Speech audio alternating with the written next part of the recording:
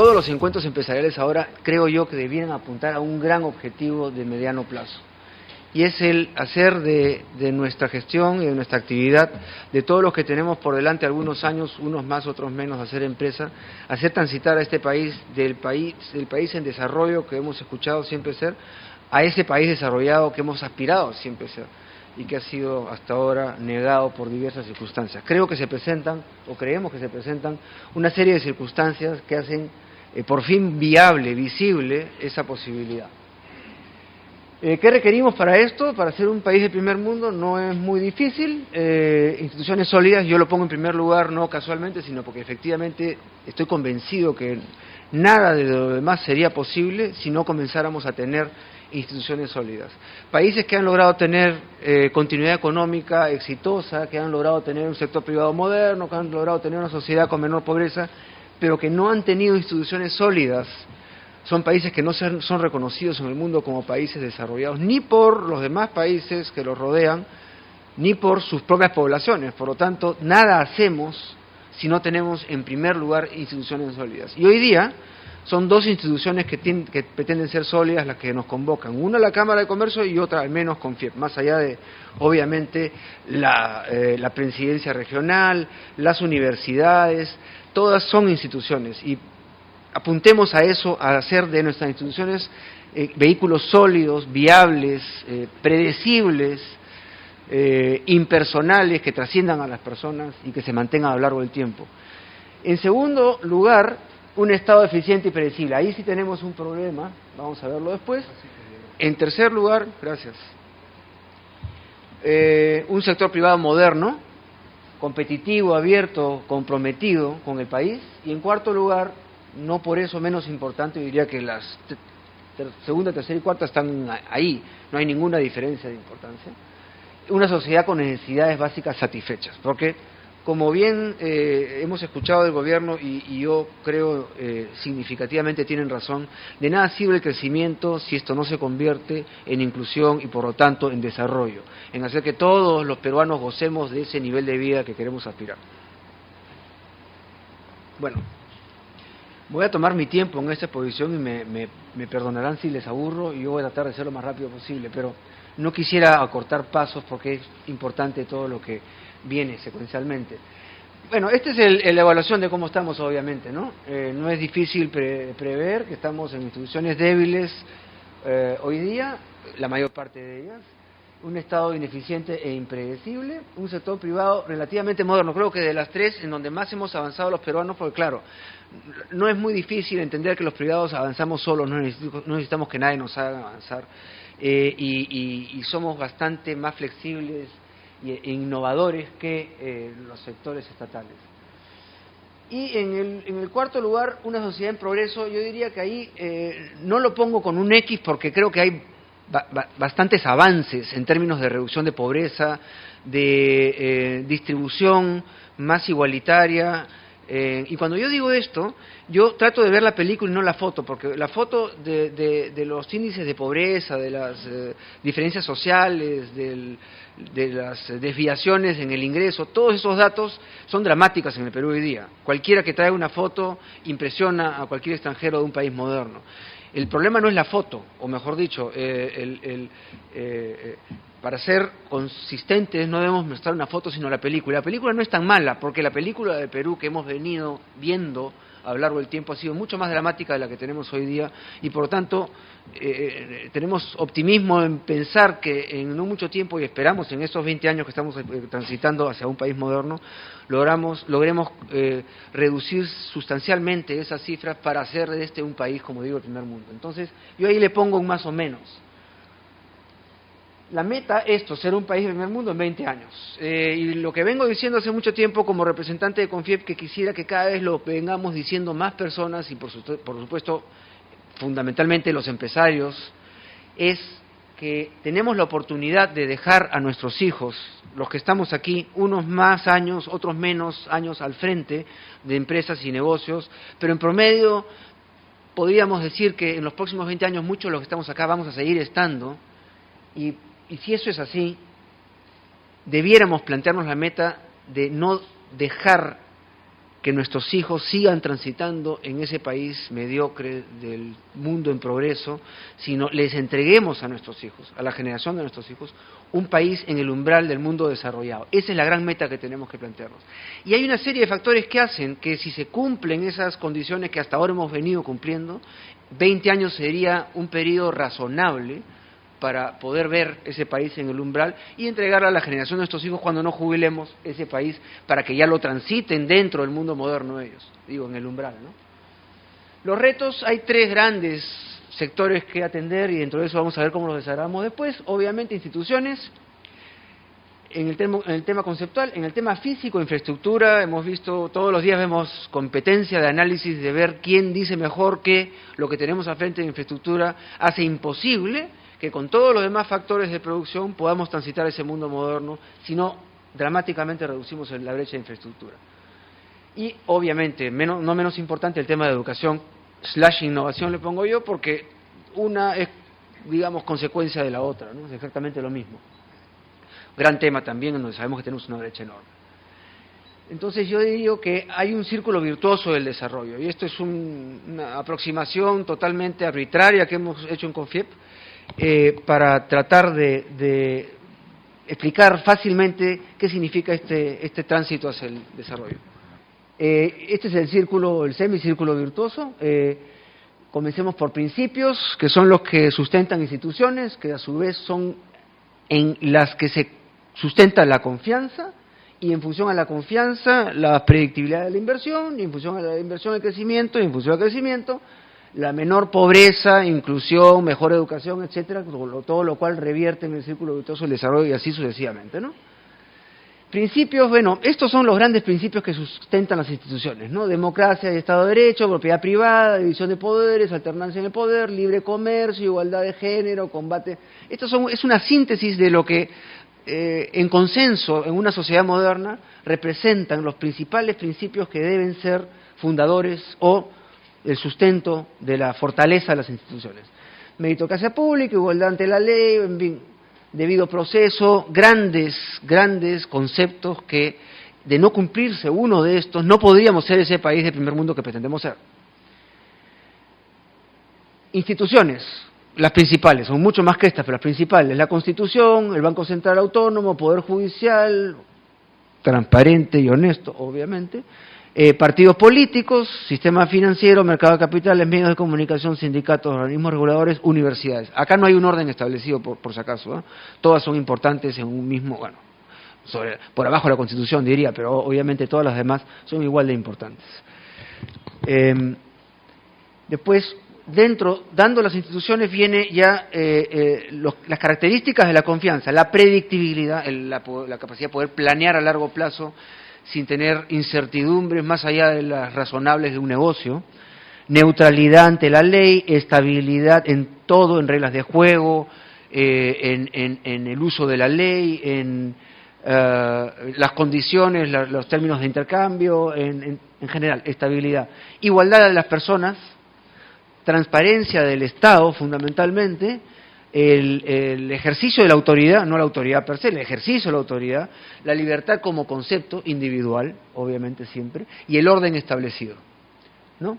Si eso no se da, no hay confianza en cualquier circunstancia. Nosotros lo sabemos, todos los días tomamos decisiones o dejamos de tomar en función a qué tan confiable es el escenario al que nos enfrentamos, tanto económico, empresarial, como político o nacional, en términos generales, ¿no? Y la inversión viene con oportunidades iguales para todos, riesgos razonables, comparables con cualquier otro clima de negocios razonable o comparable con el del país, crecimiento sostenido, apertura de mercados y competitivos a la vez, reglas claras y la posibilidad de libre movilización de capitales, que es muy importante. Si no hay eso, no hay inversión, por supuesto, o hay menos inversión. Y finalmente, dándose todas estas condiciones, ya viene el tema de enfocalizar en aquellos componentes óptimos para hacer de este país un país competitivo, un país que progrese y que se desarrolle, ¿no? En la infraestructura, como he dicho, la competitividad, conceptos fundamentales, productividad, rentabilidad, apertura de mercado nuevamente, financiamientos reguladores en aquellos sectores en donde las desviaciones de comercio, de mercado, o la imperfección del mercado es evidente, y la seguridad de la propiedad privada y pública, ¿no? Todo esto al final, evidentemente, de sucesivas aproximaciones, vienen ya resultados concretos en menor pobreza, que significa información simétrica para todos, mejor educación, infraestructura para poder conectar a las personas y los bienes y los servicios en igualdad de condiciones, conectividad, saneamiento, fundamental. El agua es vida y sin agua es muerte, así de sencillo, es una regla binaria. Sanidad, seguridad, derechos de propiedad, ahorro, acceso al crédito, todo lo que hace a cualquier persona, no importa quién sea, qué raza, a dónde viva, cuál sea su capital, a qué distancia, tiene el derecho de poder gozar en igualdad de condiciones que todos los demás, de estas condiciones para poder progresar y tener un mejor nivel de vida. Bueno, esto es un análisis yendo de lo general a lo particular. Ahora, para entender mejor, he tratado de darle la vuelta a la inversa, de ver qué es lo que estamos haciendo para ver si podemos cumplir esa meta de 20 años, hacer de este país un país de primer mundo, entregarle a nuestros hijos un país en el umbral del primer mundo. Entonces vayamos, si lo ven aquí, hemos comenzado por la inversa, ¿no?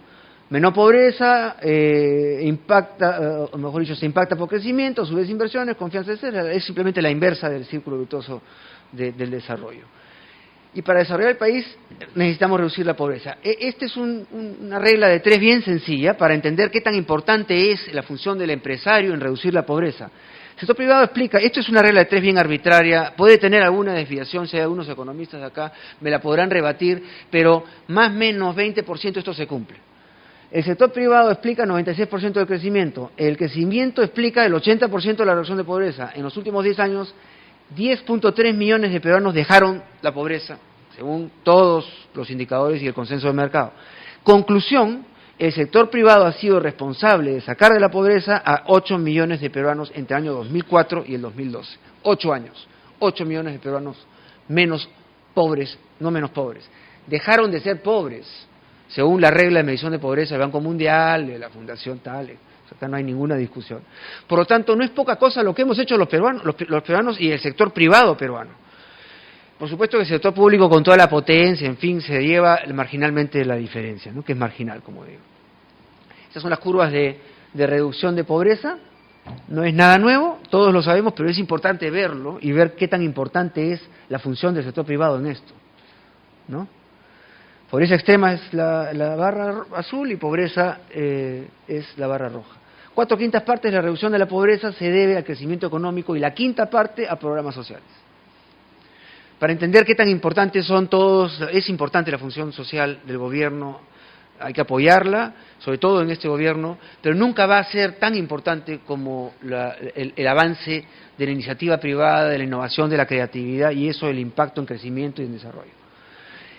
Acá hay un tema que he querido traer a esta discusión porque las barras de color rojo son la macrorregión norte y más o menos cómo estamos, no, en términos de las distintas regiones, más son las que están por abajo de la línea promedio que por encima. Esto, como siempre, es un problema, es un drama, pero también trae oportunidades y es que el mayor potencial de reducción de pobreza está todavía en manos, en gran parte, de la región macro norte. Hay un enorme potencial de reducción de pobreza. Los retos a nivel del Perú, estos son calamidades de hoy día que tenemos que descartar de plano si queremos tener un país moderno en primer mundo. 87% de la población rural no cuenta con viviendas con servicio de desagüe. Eso, agua y desagüe, es lo primero que hay que enfrentar, lo primero que hay que atacar. No tiene ningún sentido tener educación, alimentación, crecimiento, no tiene ningún sentido si lo fundamental para la sobrevivencia no está resuelto. Y no solamente no está resuelto, está mayoritariamente sin resolver en las regiones rurales del Perú. La tasa de mortalidad de menores de 5 años es 21% también. Esta cifra nos hace, estos son un choque a 200 kilómetros por hora contra una pared si pensábamos que estábamos en un país cerca de ser desarrollado. No estamos lejísimos. En 20 años podemos solucionar estos problemas, pero hoy día ni lejanamente somos un país desarrollado, por más 6 o 7% de crecimiento que tengamos. 32% de los niños menores de 5 años del ámbito rural presentan desnutrición crónica, irreversible. 33%, un tercio de niños menores de 5 años a nivel nacional presentan anemia. Esto es fatal. Entonces, hay un montón por hacer. Un montón por hacer, y cuando se habla de programas sociales y de inclusión social, etcétera, no son palabras, digamos, no están dichas cuando se le quita el sesgo ideológico y el sesgo político. Hay un drama real que hay que cubrir y que hay que resolver. Y como digo, en el sector privado tenemos mucho que explicar de esa reducción. No seamos ajenos a eso. Para reducir la pobreza debemos mantener el crecimiento, por supuesto, y ahí está, muy bien, muy fácil, ya lo conocemos. Es necesario, pero no suficiente. Aquí está la curva de crecimiento en promedio del 85% del PIB, lo que les expliqué hace un rato, ¿no? Para mantener el crecimiento debemos fomentar la inversión. No solo se necesita más inversión, sino se necesita mejor inversión. Acá vemos la curva de la productividad de los factores en el Perú, que creíamos que estábamos muy bien, país súper desarrollado. No, lo que hemos hecho es recuperar el nivel de productividad de los años 80, pero en realidad no sé por qué, debe ser 70 o 60 en realidad. No, sí, equivalente al 60, miren.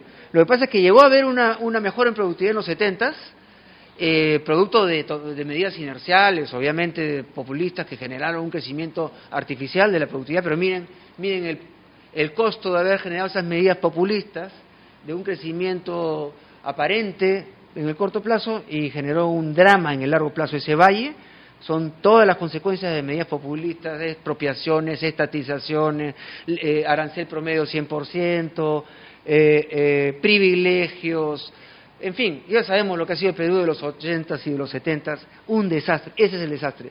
Lo que tenemos ahora solamente es recuperación de productividad de los años 60, ¿bien? ¿Qué quiero decir con esto?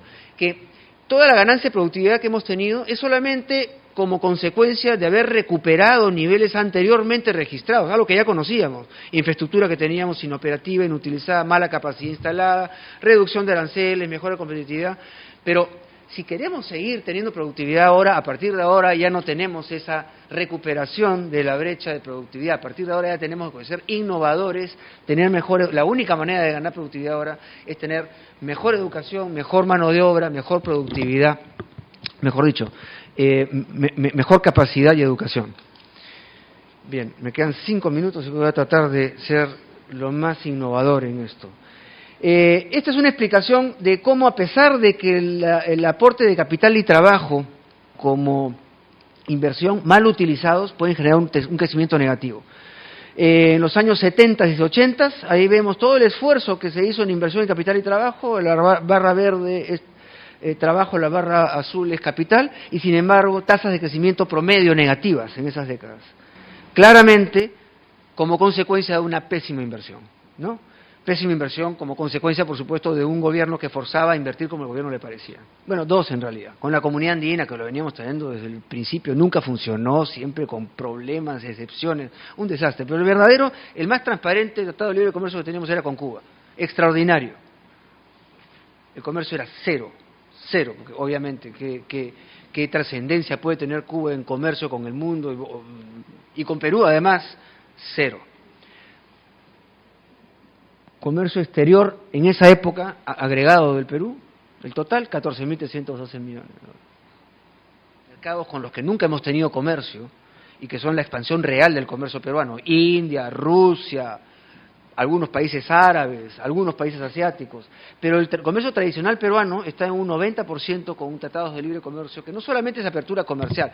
Es muy bonito vender y es muy impactante vender que un tratado de libre comercio tiene apertura comercial, pero que en realidad tienes un blindaje institucional, un zanjón de 20 metros de alto y 8 metros de ancho, que no importa el gobierno que haya, va a ser muy difícil de romper. Reglas de tratamiento del capital en igualdad de condiciones, solución de controversias,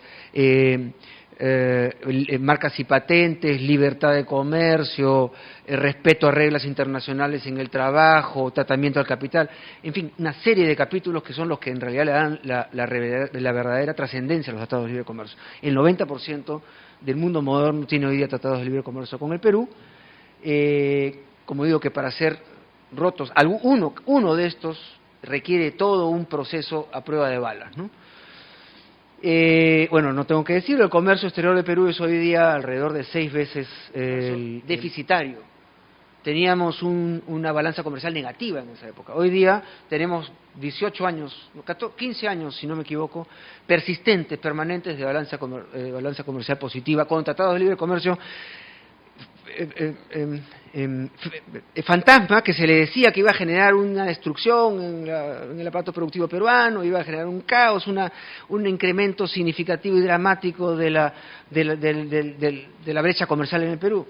Falsos fantasmas. Hoy día el Perú es competitivo y el 90% de los peruanos estamos convencidos que los tratados de libre comercio son una política institucional vigente y una política de Estado que se debe mantener en el Perú. Esas son estadísticas que las tienen en apoyo, Ipsos apoyo, no las digo yo. Hay mucho que hacer, por supuesto. Estos son indicadores de productividad con relación a otros países, ¿no? Instituciones. Perú es la barra anaranjada. Y esto es 0 es óptimo, 100 es pésimo, ¿no? O 160, lo que esté.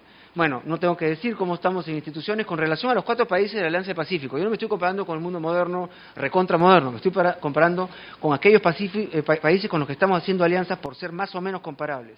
Bueno, en la Alianza del Pacífico somos los que más tenemos por recuperar. Esa es otra buena noticia, otra buena ventaja con relación a los demás. Los demás han hecho su tarea ya y les toca poco por hacer.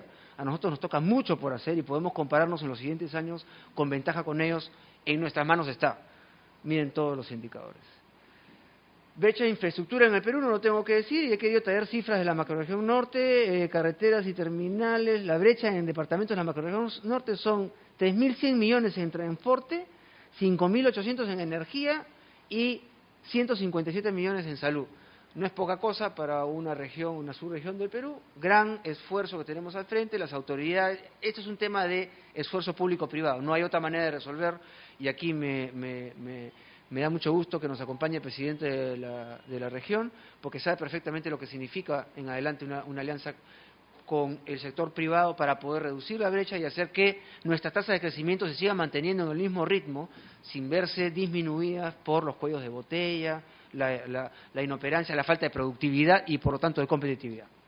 Bien, para fomentar la inversión debemos generar confianza. Esto es un indicador desfasado. En realidad, yo lo he desfasado forzosamente para que se entienda qué tan sensible correlacionada está la variable confianza a la variable inversión. En realidad, la variable confianza está bastante más hacia el eje izquierdo. Entonces, si uno lo ve en el tiempo real, no va a entender lo que se entiende cuando se desfasa 6 meses. Acá está desfasado 6 meses y nos damos cuenta la alta sensibilidad entre la confianza y la inversión. Por lo tanto, no tengo que decir nada. Acá está perfectamente dicho en un análisis de 12 años, 13 años, 8, 9 años, un análisis de 9 años, suficientemente explicada la correlación entre confianza e inversión. Y para generar confianza debemos fortalecer instituciones, ahí están todas, unas más importantes, otras menos. Constitución, ya las dije, banco, todas las instituciones importantes.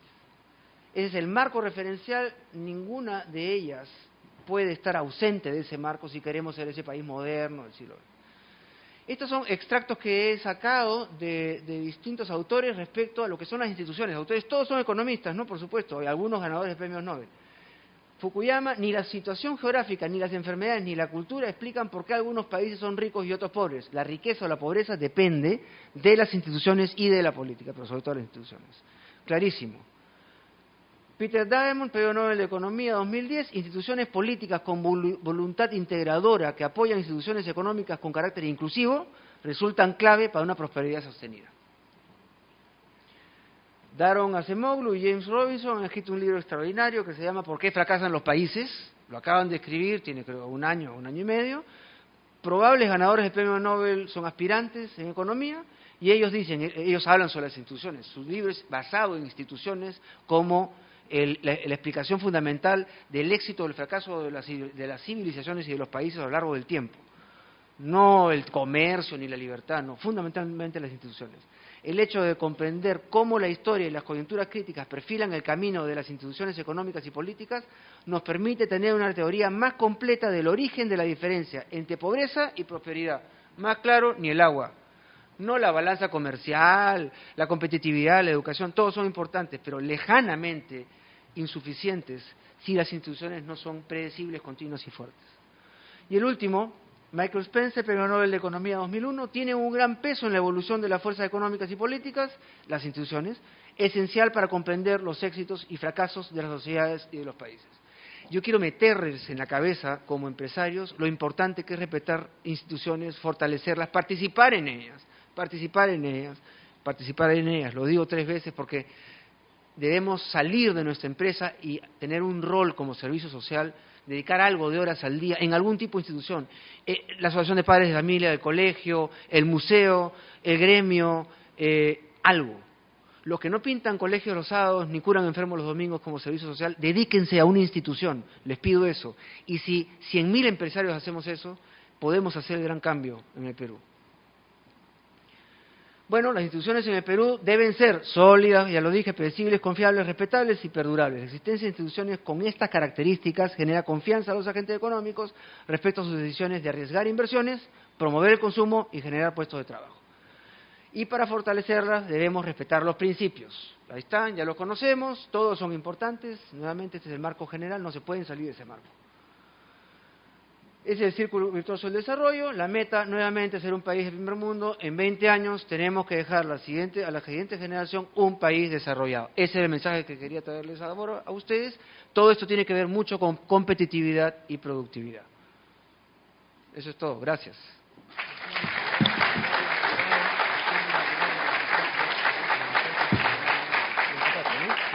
Bueno, y con esto declaro inaugurado el 24º Encuentro Empresarial del Norte. Muchísimas gracias por su invitación. Gracias.